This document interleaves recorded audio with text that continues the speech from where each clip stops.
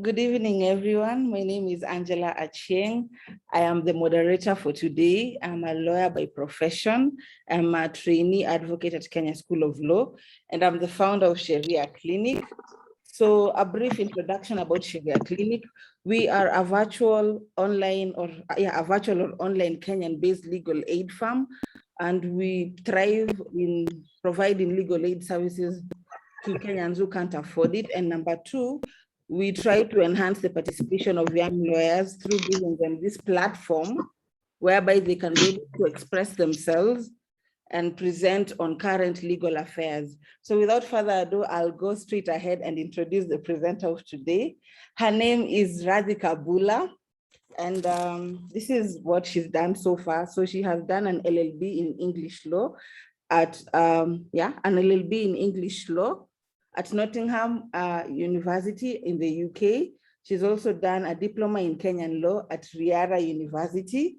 She's also a radio presenter at Radio 44 Kenya, which is Kenya's newest Bollywood station. And she's a trainee advocate, meaning she's a student at Kenya School of Law. So the topic of today is regards employment and labor laws. And the topic is between a rock and a hard place. Are you an employee in the gig economy? So I will go ahead and share my screen so that our presenter can be able to start her presentation. She'll take around 20 minutes. Thereafter, we will have a Q&A session, and then we will be done by 9 p.m. So let me go ahead and share my screen as the presenter introduces herself. Thank you. Well, thank you, Angela, for introducing me as well. I hope you all can hear me and see me well. So today I'll be giving a presentation on employment law and particularly things to do with the gig economy. Gig economy today is defined by, those gigs you get online that you think are short term. So for some people, it's their bread and butter. It's the Uber, it's the Uber Eats, it's the Deliveroos, all of those small gigs that are cropping up. And the question is if they are employees. So this is the title of my presentation that you all can see, Between a Rock and a Hard Place. Now, the reason I decided to title the presentation Between a Rock and a Hard Place is because being an employee comes with various advantages.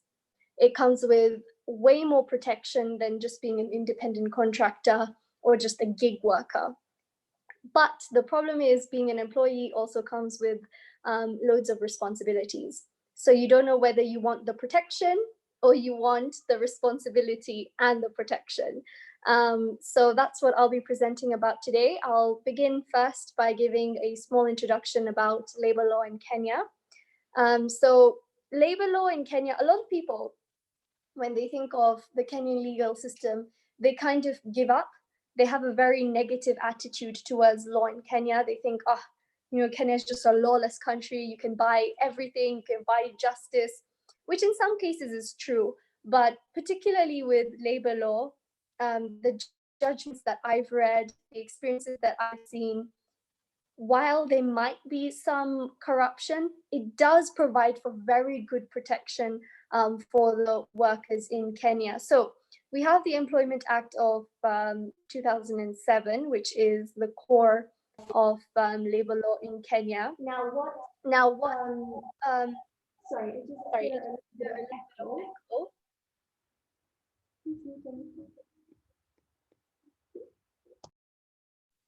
Sorry about that. So where was I? I was talking about the Employment Act. What it does is it provides for minimums for Kenyans. It provides for the basic necessities that are needed. My message for today is to stop focusing on the minimums. A lot of people read the Employment Act and they focus on, I need this many days of leave, I need this basic protection. But we need to stop focusing on the minimum protection that the Employment Act gives us. That is the minimum. We can all negotiate up. A lot of people think, paternity leave is only 2 weeks. Maternity leave is only X months. It doesn't mean you have to stick to that. Let us think of ourselves as greater than the minimum. We deserve better. So, if you feel like, 28 days of leave is not enough, ask your employer for 35. Ask your employer for 40 days of leave. You have that leeway to negotiate. And a lot of people focus on this minimum. Even if you're watching this and you're a student at KSL, a lot of people feel dejected when they hear their pupillage salaries. It's in your hands. There are people who have a pupillage that are getting 60,000 shillings, that are getting 70,000 shillings, that are getting 50,000 shillings. So when you accept to get 20,000 shillings for your pupillage, it's also, the ball is also in your park to make sure that you negotiate well. So that's just one of the things I wanted to get out there. A lot of people just focus on that minimum when you don't need just 28 days of leave. Now, of course, workers are protected by our constitution. We have Article 41 in the Constitution of Kenya 2010 that protects not employees, it protects workers.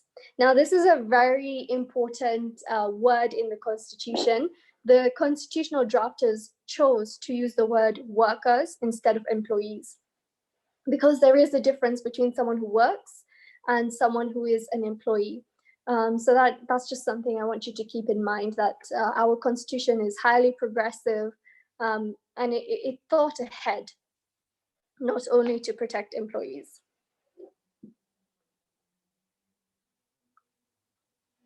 So here is just the Article 41 for, I know there's one or two people, some of my family members who are joining who don't know about the Constitution. This is Article 41.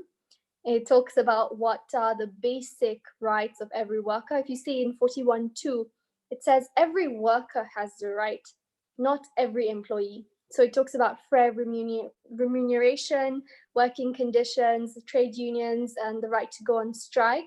But I'll just leave you to read that at your own time. So if you could just scroll down a little bit.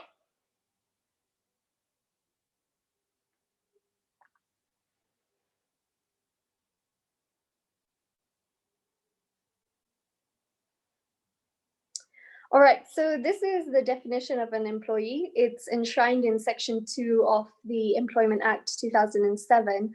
And it says that an employee means a person employed for wages or a salary, and includes an apprentice and an indentured learner. Now, this clearly excludes people in the gig economy, because those who are working for the likes of Bolt, Uber, and the likes, they don't have a wage or a salary, they have a commission. So this is the definition, but it clearly excludes those people.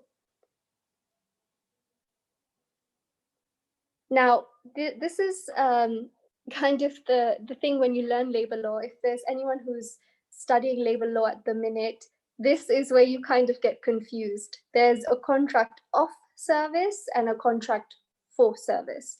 So off service means that you have an agreement that you're employed. And a contract for service means that you're just an independent contractor. You come into the business, do what you're meant to, and you get out. You're not part of that organization as an employee. So this is the key difference between the two.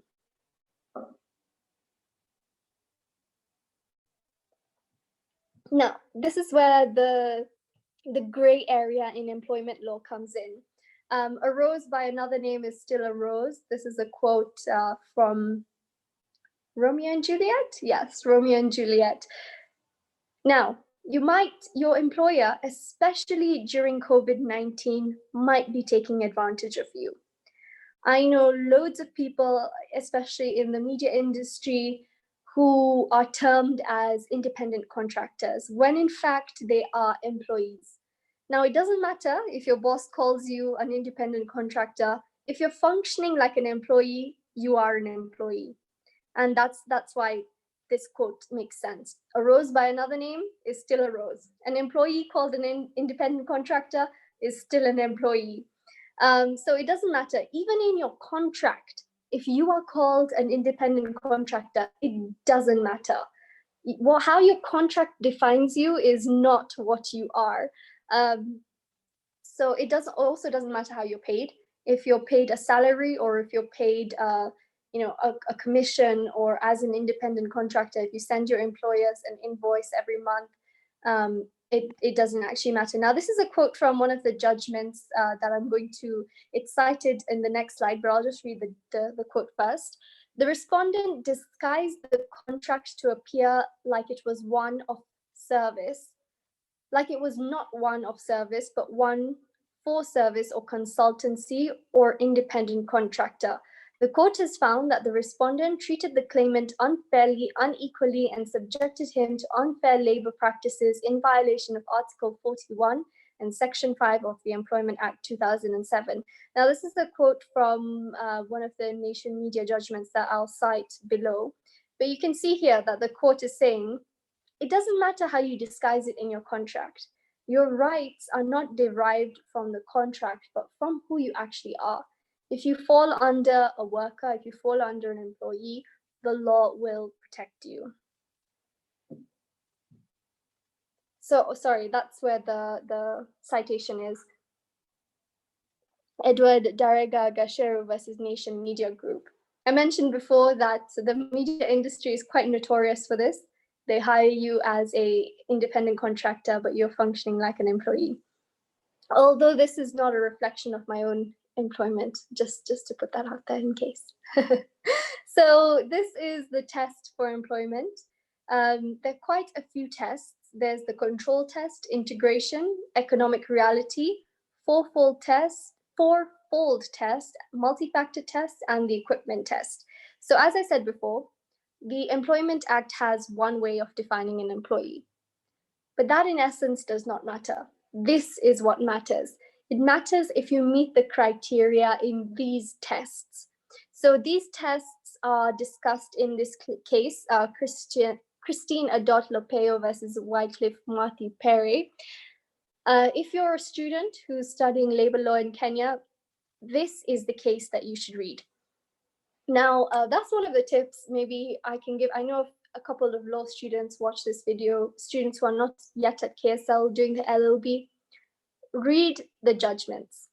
Kenyan judgments are so well written, especially, I'm sorry to say, in comparison to English judgments, which are very long-winded. Kenyan judgments are absolutely beautifully written. So read them. They're not as long. I was shocked when I came to Kenya and I saw that judgments can be 13 pages. That's quite it's quite shrunk from UK judgments that can be 200 plus pages. So our judges write the judgments very clearly. So if you're a student, even if you're not, if you're unclear about your labor law, go ahead, read this case. I can't recall how many pages it was, but I'm sure it was not too long, probably under 30 pages. So these are some of the tests that are mentioned in that case.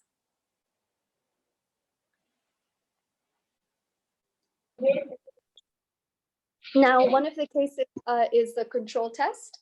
So this case, or this test was also applied in the Nation Media Group case. So what happened in this case, it was quite interesting. The Nation Media Group termed one of their workers, Edward, as an independent contractor.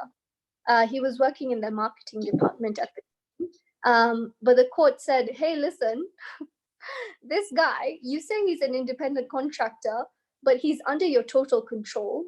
He is integrated heavily into your business model, and he does not, in essence, work for himself at all. He's working for Nation Media Group. So what the judge said in this case was, he is under your control, and therefore, although you call him an independent contractor, he is an employee, and he needs that notice period, he needs those leave days, and all of those benefits the employees get. Now, this was a slap in the face for Nation Media Group, who were probably trying to cut costs. There's also a KRA implication with someone being an employee as compared to an independent contractor. So if you are in a case where your boss is saying you're an independent contractor, but you are under their control in the way you work, then you are an employee. So yes, that's what the control test says. We also have the integration test.